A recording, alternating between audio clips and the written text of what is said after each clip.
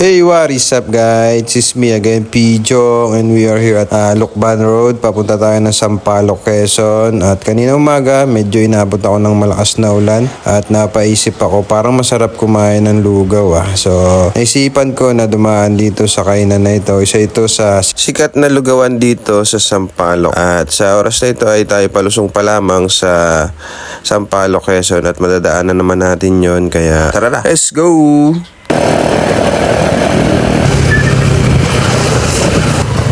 Kakain muna ako ng almusal. Dito lang yan sa Balugbog. Mamihan ni Ayet.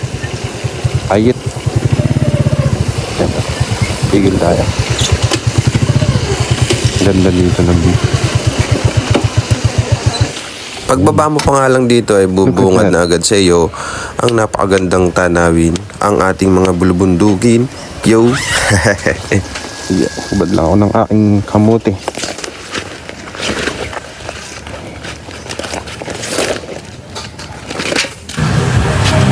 Barangay Balugbog.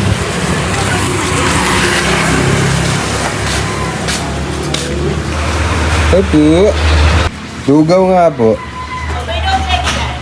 Overload. Overload. Tsaka 2 puto.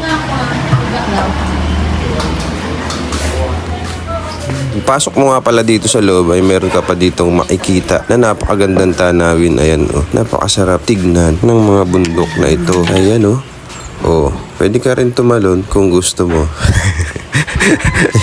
Cherries.